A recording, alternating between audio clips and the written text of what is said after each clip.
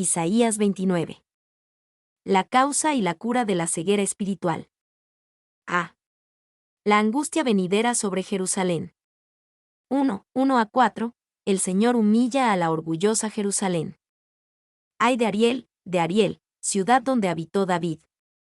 Añadid un año a otro, las fiestas sigan su curso. Mas yo pondré a Ariel en apretura, y será desconsolada y triste, y será a mí como Ariel. Porque acamparé contra ti alrededor, y te sitiaré con campamentos, y levantaré contra ti baluartes. Entonces serás humillada, hablarás desde la tierra, y tu habla saldrá del polvo, y será tu voz de la tierra como la de un fantasma, y tu habla susurrará desde el polvo. Ay de Ariel. El nombre Ariel significa león de Dios, y en este pasaje se usa como una referencia simbólica a Jerusalén, ciudad donde habitó David. El único lugar donde se usa Ariel como nombre para Jerusalén es en este capítulo de Isaías. Y la palabra solo aparece otra vez en el Antiguo Testamento, como el nombre de un sacerdote en Esdras 8:16. Y existe cierta disputa sobre si Ariel significa león de Dios, la traducción literal, o un altar para quemar, que es una palabra muy similar en hebreo, usada en pasajes como Ezequiel 43, 15-16. Si debe entenderse como un altar para quemar, entonces la idea es que la lucha y el derramamiento de sangre alrededor de Jerusalén convertirían a la ciudad en un gigantesco lugar de sacrificio, Wolf. Pero, considerando el contexto como un todo, es mejor ver a Ariel con su significado literal león de Dios. 2. Cuando consideramos la forma en que se usa Ariel en estos versículos, y el contexto en su conjunto, la idea detrás de llamar a Jerusalén león de Dios es probablemente sarcástica. La repetición del nombre, 4 veces en 2 versículos, y el contexto del juicio de Dios contra Jerusalén, sugieren la idea de que Jerusalén podría haberse considerado a sí misma como el león de Dios, pero Dios no compartía esa elevada opinión de la ciudad. Puede ser que el pueblo de Jerusalén haya comenzado a llamarse a sí mismo por el nombre de Ariel, tanto para expresar como para fortalecer su confianza. B. Añadido un año a otro, las fiestas sigan su curso. El sentimiento en Isaías 29. Uno es que Jerusalén es orgullosa, Ariel, y descansa en su herencia espiritual en lugar de en su realidad presente, ciudad donde David habitó, y vive para los placeres presentes sin preocuparse por Dios. C. Mas yo pondré a Ariel en apretura. Jerusalén puede tener esta alta opinión de sí misma, pero no está fuera del alcance de la mano del juicio de Dios. En lugar de la rutina de un año a otro y de fiestas, Dios enviará desconsuelo y tristeza. Si Jerusalén se ve a sí misma como un león, entonces Dios peleará contra ellos con la misma furia que un hombre tendría contra un león, y será a mí como Ariel. De acamparé contra ti alrededor, usando imágenes de guerra para ese día. Dios promete pelear contra Jerusalén y conquistarla, entonces serás humillada. Entonces serás humillada. En todo esto, el Señor derribará la elevada autoimagen que Jerusalén tiene de sí misma. En lugar de llamarse a sí misma Ariel, y la ciudad donde habitó David, su habla saldrá del polvo. En un lugar de un discurso arrogante y pretencioso, su voz de la tierra será como la de un fantasma. 2, 5-8. El Señor protege y libera a una Jerusalén humillada.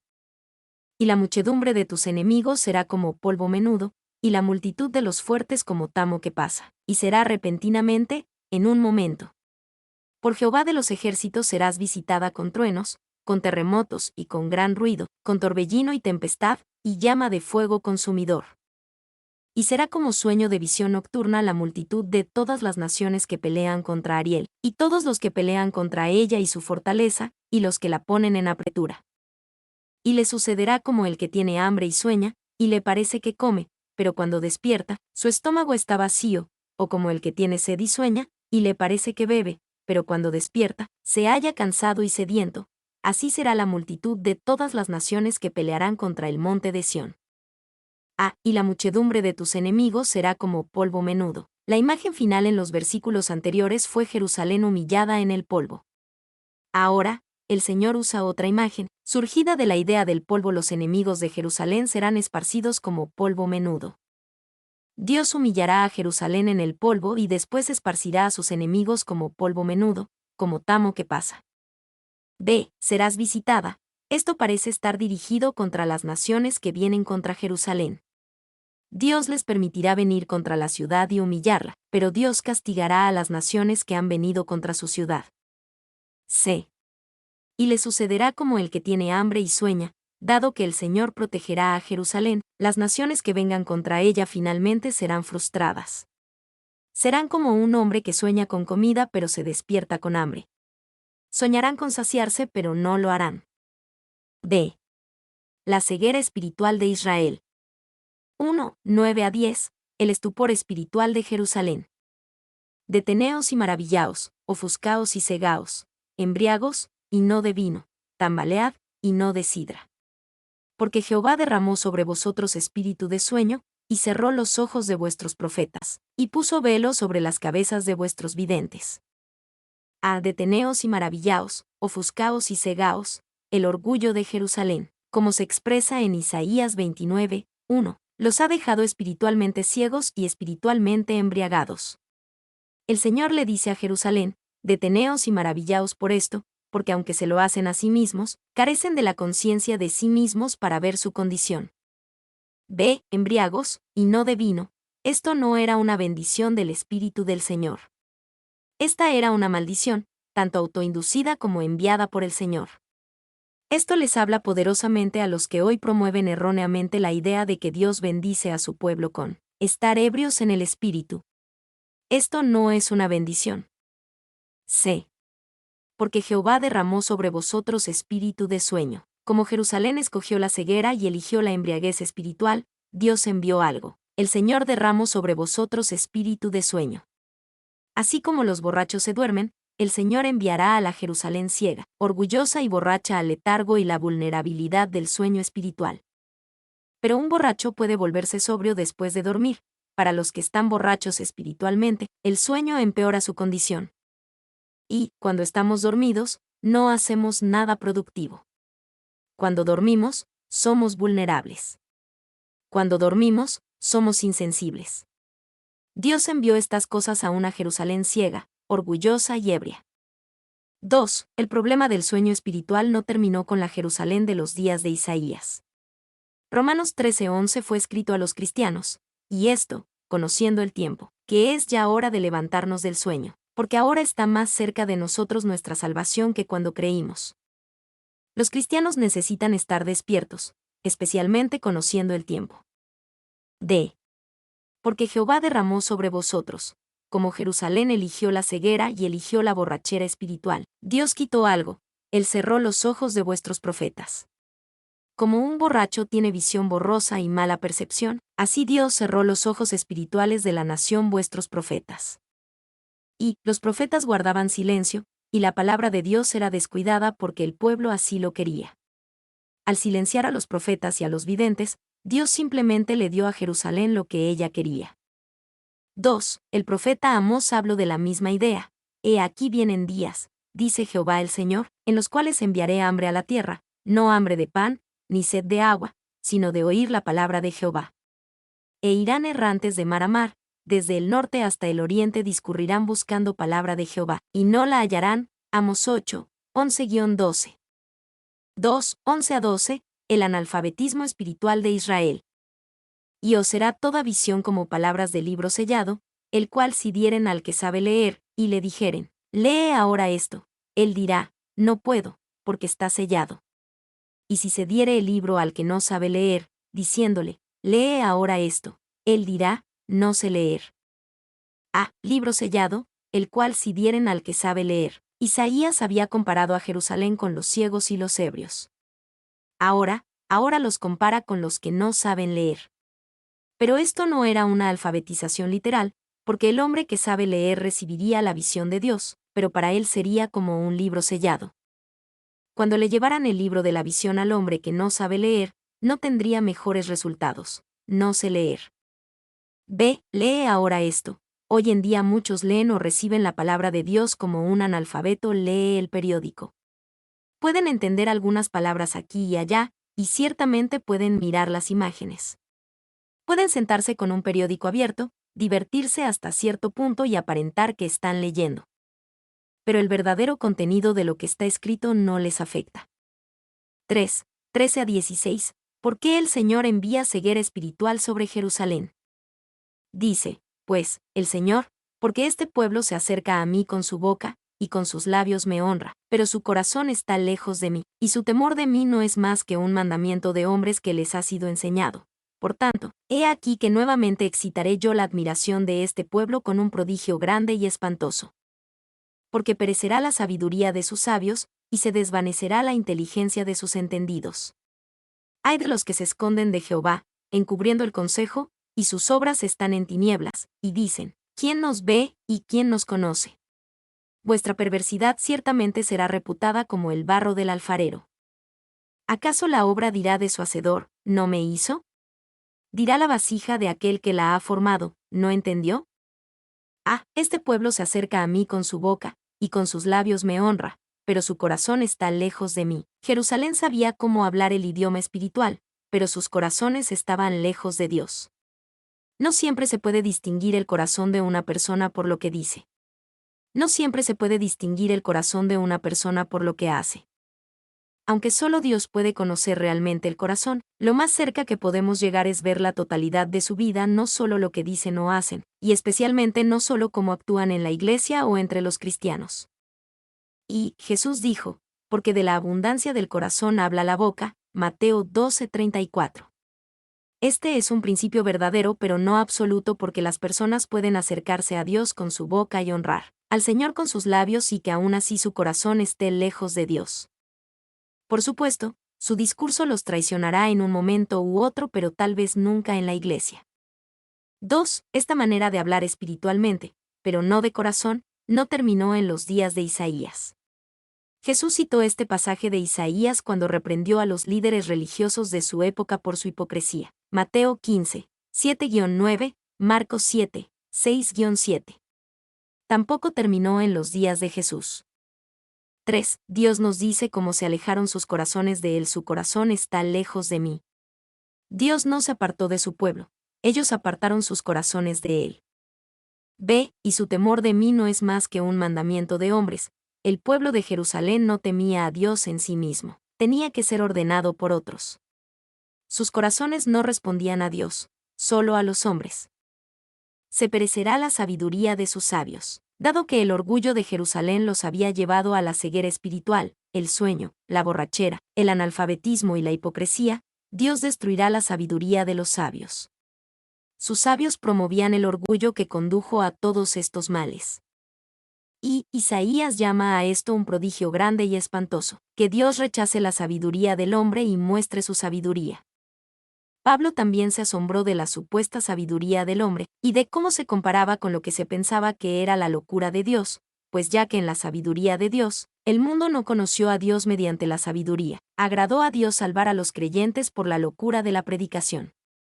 Porque los judíos piden señales, y los griegos buscan sabiduría, pero nosotros predicamos a Cristo crucificado, para los judíos ciertamente tropezadero, y para los gentiles locura, mas para los llamados, así judíos como griegos, Cristo poder de Dios y sabiduría de Dios.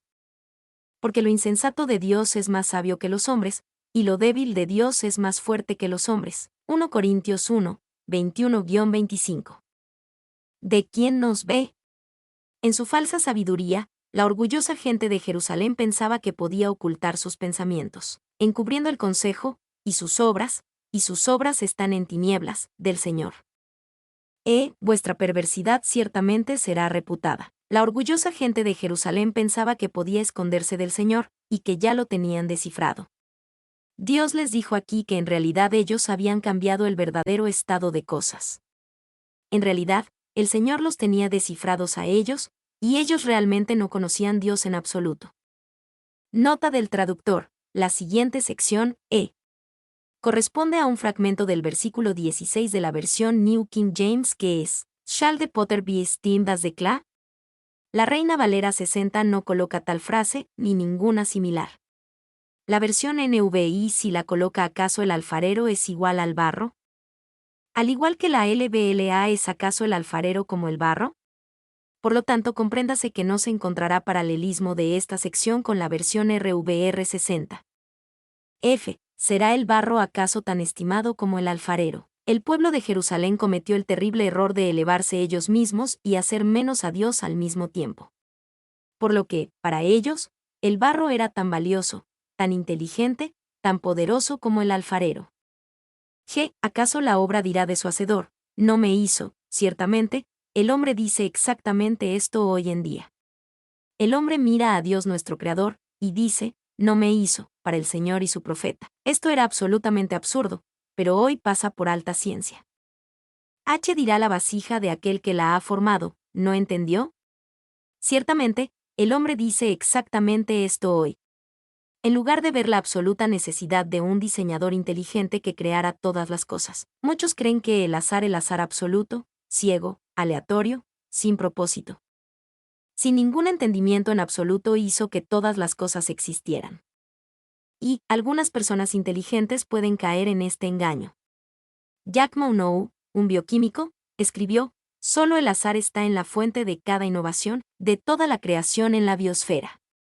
Azar puro, absolutamente libre pero ciego, en la raíz misma de la estupenda estructura de la evolución. 2. Pero asignar tal poder al azar no tiene sentido. El azar no tiene poder. Por ejemplo, cuando se lanza una moneda, la probabilidad de que caiga cara es del 50%. Sin embargo, el azar no hace que caiga cara. Si cae o no cara o cruz se debe a la fuerza con la que se lanza la moneda, la fuerza de las corrientes de aire y la presión del aire mientras vuela por el aire, donde se atrapa y si se voltea una vez que se atrapa. El azar no hace más que describir una probabilidad.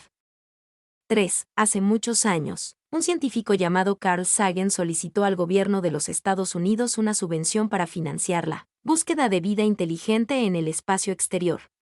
Esperaba encontrar evidencia de vida mediante el uso de un instrumento supersensible para captar señales de radio del espacio distante. Cuando recibió esas señales de radio, buscó orden y patrón, lo que demostró que las señales eran transmitidas por vida inteligente. De la misma manera, el orden y el patrón de todo el universo demuestran que fue creado por vida inteligente, no por azar.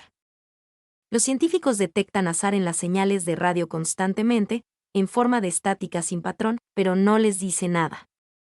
4. Por lo tanto, cuando alguien dice que el universo o cualquier otra cosa surgió por azar, se puede decir que a pesar de su experiencia o habilidad en otras áreas, cuando se trata de este tema, son ignorantes, supersticiosos o simplemente repiten una cansada teoría presentada y refutada con anterioridad, pero que a menudo se acepta sin pensar. Y, no me hizo, necesitamos recordar el contexto de todo el capítulo El orgullo y la ceguera de Jerusalén. Quizás sea el colmo del orgullo y la ceguera del hombre rechazar al Señor como nuestro Creador. C. Una promesa de restauración. 1. 17 a 21. Vista para los espiritualmente ciegos, justicia para los impíos.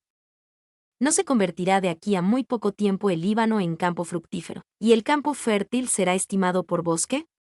En aquel tiempo los sordos oirán las palabras del libro, y los ojos de los ciegos verán en medio de la oscuridad y de las tinieblas. Entonces los humildes crecerán en alegría en Jehová, y aun los más pobres de los hombres se gozarán en el Santo de Israel. Porque el violento será acabado, y el escarnecedor será consumido. Serán destruidos todos los que se desvelan para hacer iniquidad, los que hacen pecar al hombre en palabra, los que arman lazo al que reprendía en la puerta, y pervierten la causa del justo con vanidad. No se convertirá de aquí a muy poco tiempo. La restauración de Dios vendrá, y considerando todas las cosas, lo hará en muy poco tiempo. Puede que no nos parezca así cuando estamos en medio de una prueba, pero es cierto. B. El Líbano en campo fructífero, y el campo fértil será estimado por bosque. La tierra del Líbano era conocida por sus grandes bosques, que serían abatidos y convertidos en campo fructífero. Por el otro lado, el campo fructífero se convertiría en un bosque. Dios cortaría a uno y levantaría a otro. Y este era un dicho proverbial, que expresaba cualquier gran revolución de las cosas. Y, cuando se trataba de dos temas, todo un cambio recíproco. Clarke. C. Los sordos oirán, los ojos de los ciegos verán. Cuando el pueblo de Dios es restaurado, el orgullo ya no les impide escuchar la palabra de Dios ni ver la obra de Dios. Así como estos son milagros en el ámbito natural, también son milagros en el ámbito espiritual. Necesitamos buscar humildemente a Dios para que los oídos oigan y los ojos vean. D. Entonces los humildes crecerán en alegría en Jehová. Esta alegría es la recompensa adecuada para los humildes. Cuando somos humildes teniendo una estimación precisa de nosotros mismos y una perspectiva adecuada de nosotros mismos en relación con Dios y los demás, nuestras vidas se llenan de la mayor alegría. Y el humilde y el pobre tienen su alegría en Jehová. Él es una constante fuente de gozo que nunca les podrá ser quitada. 2. El orgullo es enemigo de la alegría. Podemos ser orgullosos y divertirnos. Podemos ser orgullosos y tener éxito. Podemos ser orgullosos y experimentar emoción. Y podemos ser orgullosos y sentirnos felices debido a circunstancias felices. Pero no podemos ser orgullosos y tener alegría en Jehová. En cualquier grado en que seamos orgullosos, nos estamos perdiendo de la alegría de Jehová. El orgulloso nunca puede tener alegría en Jehová si se encuentran en circunstancias humildes o difíciles. El violento será acabado. La obra del Señor no se detiene en restaurar a su pueblo corregido. Se extiende a hacer justicia a los impíos. Señalados para juicio por el profeta, están los que no tienen sentido de la proporción ni de la justicia, los que hacen pecar al hombre en palabra, y pervierten la causa del justo con vanidad. 2. 22 a 24. La restauración del pueblo de Dios. Por tanto, Jehová, que redimió a Abraham, dice así a la casa de Jacob: no será ahora avergonzado Jacob, ni su rostro se pondrá pálido, porque verá a sus hijos, obra de mis manos en medio de ellos, que santificarán mi nombre, y santificarán al Santo de Jacob, y temerán al Dios de Israel. Y los extraviados de espíritu aprenderán inteligencia, y los murmuradores aprenderán doctrina. No será ahora avergonzado Jacob. Significativamente, Dios se dirige a su pueblo como Jacob en esta promesa de restauración. El nombre Jacob, dado al padre de las 12 tribus, no es un cumplido. Lleva la idea de un estafador o un embaucador. Cualquiera que sea realmente un Jacob, tiene una buena razón para sentirse avergonzado, pero cuando Dios restaure a su pueblo, incluso los Jacobs no serán avergonzados. Verá a sus hijos, obra de mis manos en medio de ellos, que santificarán mi nombre. La imagen es del patriarca Jacob mirando a sus descendientes y ya no siendo avergonzado por ellos, porque ahora ellos santificarán el nombre del Señor y respetarán su santidad. Y los extraviados de espíritu aprenderán inteligencia, y los murmuradores aprenderán doctrina. Finalmente, en el día de la restauración de Dios, la verdad es enseñada, conocida y exaltada. Aquellos extraviados de espíritu ahora aprenderán inteligencia, y los que eran murmuradores ahora sabrán de más porque conocen la verdad. Y este capítulo dice mucho sobre la ceguera espiritual. La ceguera espiritual es causada por el orgullo. La ceguera espiritual nos humillará. La ceguera espiritual conduce a la embriaguez espiritual. La ceguera espiritual conduce al sueño espiritual. La ceguera espiritual conduce al analfabetismo espiritual. La ceguera espiritual provoca hipocresía. La ceguera espiritual hace que los hombres crean que Dios no puede saber lo que piensan o ver lo que hacen. La ceguera espiritual hace que los hombres nieguen a Dios como creador. La ceguera espiritual se cura mediante la humildad. La ceguera espiritual solo se puede curar mediante la restauración del Señor. Mi nombre es Demim. Soy tu asistente personal. Mi sitio en internet es demim.es.tl.